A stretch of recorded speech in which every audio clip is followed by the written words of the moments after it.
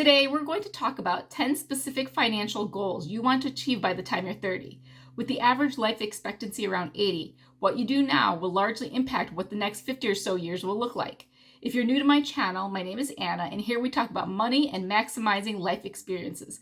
If these topics are things you'd like to learn more about, I'd appreciate if you hit that like button and subscribe. Now let's get started. The first financial goal is to no longer be financially dependent on your parents. Generally, you shouldn't be living with your parents at this stage, with two possible exceptions. First exception is if you're actually there to help them, in that they're aging and need your assistance. Maybe you have a sick parent who lives alone. In that situation, it makes sense and is commendable. But what I'm talking about is where you voluntarily choose to live with and choose to be dependent on your parents. The second exception would be where the 30-year-old is living at home to save aggressively for that down payment of a home or paying off student loans, especially from graduate school. With the rising cost of tuition, living at home to accelerate paying off those loans could be a good financial move. But if that's not the case, it's time to move out. Let's talk about why moving out is so important, because you don't actually realize how much it costs to be on your own until you actually take that plunge. By moving out, this also prevents parents from unintentionally becoming enablers, where you become accustomed to a lifestyle that you can't actually afford without the responsibilities that come with living on your own. And you're setting yourself up for a rude awakening. But beyond that, and just as importantly, being on your own is key in establishing life skills. Were you that college kid who brought laundry home on the weekends and the laundry got taken care of for you? Do you know how to run a washing machine? Are you able to fix yourself quick, healthy meals so as not to rely too heavily on fast food?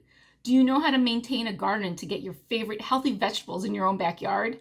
How about knowing when to get your oil changed in your car? What about caulking a bathroom? And what about maintaining a lawn, taking care of weeds, running a lawnmower? The list goes on, but you get the idea. The second financial goal is to have the equivalent of 3 to 6 months of expenses set aside as an emergency fund that is easily accessible.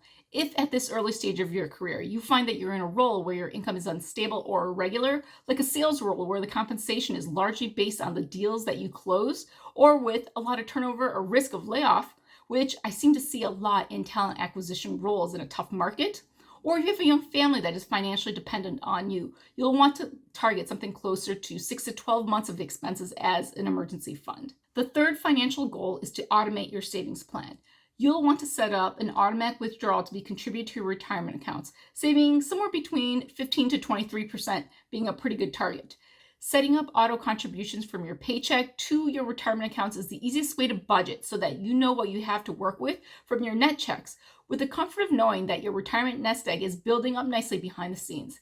You can check out my video on savings allocations for beginners to learn more about how you should maximize your retirement strategy. At this stage, time is on your side, so make sure that you invest as much as you can to let the power of compounding work for you.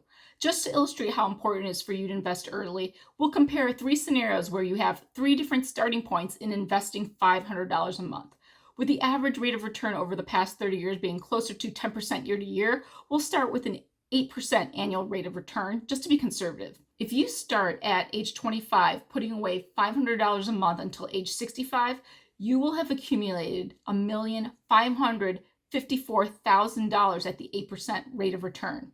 Now, let's say you wait till age 30, just 5 years, to start investing $500 a month. That already reduces your nest egg by the time you're 65 to $1,034,000. And if you decide to wait another 5 years and you wait till you're 35, putting in payments for 30 years till the age of 65, your retirement nest egg turns out to $680,000. By waiting just 10 years at just $500 a month, do you see that there is such a huge difference in that it already doubles your savings by starting early? And if we change the numbers to a 9% annual rate of return, which is still lower than the 10% average rate of return we've seen in the stock market year to year, at age 25, this gives you 40 years to invest. This will leave you a nest egg of $2,027,000. And if you wait till age 30, that will give you $1,294,000. And if you wait till age 35, this will leave you $818,000. So just by starting at age 25 at $500 a month, you can be a multimillionaire. Has a nice ring to it when it's your money, right? Say it with me, multimillionaire. Get started early, like now. The fourth financial goal is paying off your credit card bill in full every month. If you aren't doing that, you are very likely doing something wrong. We live in a world where convenience with online ordering, delivery, Uber Eats, and Amazon Prime make it extremely easy to accumulate credit card debt with impulse shopping. I'm not against credit cards at all, and I especially like redeeming cash points for using them, but you don't want to be burdened with paying off outstanding credit card debts forever. Regardless of how low the interest rates may be, the balance will need to be paid off eventually. Playing the game of transferring balances, even with the tempting no interest for 12 months, seems enticing to keep kicking that bucket down the road. But don't forget that each balance transfer usually comes with a 3% or so charge for each transfer, which is essentially interest that you should be earning for yourself and having your investments work for you rather than letting these credit card companies earn interest off of your hard-earned cash. The next financial goal is to achieve a credit score of 740 or higher, preferably 800 or higher. Let's talk about why a credit score is important. It affects the interest rate of your mortgage and your other loans. And a poor credit score can even impact whether you get hired in a job, especially if the job you apply for puts the employer in a position where they may feel like they may be at risk of embezzlement, especially a financial or management role. Job opportunities aside, to illustrate the long-term impact of a good credit score, let's assume there's a $300,000 property available where you can put 20% down, but you need a $240,000 loan and you're looking to get a 30-year fixed loan. What kind of interest rate loan would you qualify for? If your credit score is 630, the national average mortgage APR is 7.879%. But if your credit score was 800, your interest rate would be 6.29%. What does that mean payment-wise?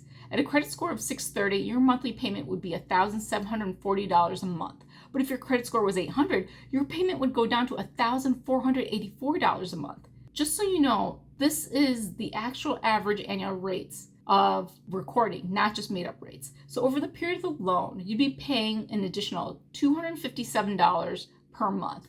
The total interest you would pay during the life of the loan with a 630 credit score would be $386,700. But if your credit score was 800, the total interest would go down to $294,229. That means you'd be paying $92,471 more for having a lower credit score of 630. I think you and I could find better ways to use that money rather than paying almost $100,000 in extra interest to banks. Would you agree? The next financial goal, assuming you just went to a 4-year university, is that you should have your student loans paid off by the time you're 30. I say if you only went to college because, well, if you went to graduate school, like med school, law school, etc., having student loans paid off while you're still in school or just a few years out may not be realistic, where you may have accumulated hundreds of thousands of dollars of student loans like I did by the time I came out of law school. Too many people budget, though, with just paying just the minimum on their student loans, and that's just poor financial planning, unless maybe you're on some loan forgiveness plan that will have your loans forgiven over 10 years or so. Get your student loans paid off as quickly as possible to get one step closer to debt freedom. The next financial goal is to have an established career, business, or other steady source of income. When you're in your 20s, you are at the stage of exploration, but once you hit 30, you should have figured out what you want to be when you grow up. As you build your skill sets, you may even need to job hop to increase your income along the way. Even in my own career, I've found that both getting the type of experience I wanted to upskill and having bigger compensation jumps almost always came with job hopping. This can also be beneficial for your mental health if you're leaving a job that provides unfavorable work conditions. Unless it's truly taking a big mental toll, though, I'd say stick it out for a year, ideally 2 to 5 years with a promotion before changing jobs too often. The next goal is to track your net worth and your spending. Net worth is simply assets minus liabilities. Do you have a house worth $300,000, but the home has a mortgage of, say, $50,000? Total assets so far? $250,000. You get the idea. And when tracking your spending, you can actively see whether you're putting your money in the types of experiences that are important to you. If you want to get a glimpse of how I track my own net worth and spending, you can check out my video above, How I Manage My Money. The next goal is more of a mindset. By this stage, we need to stop blaming parents or school for that matter for not giving you proper financial advice and instead focus on learning and improving every day.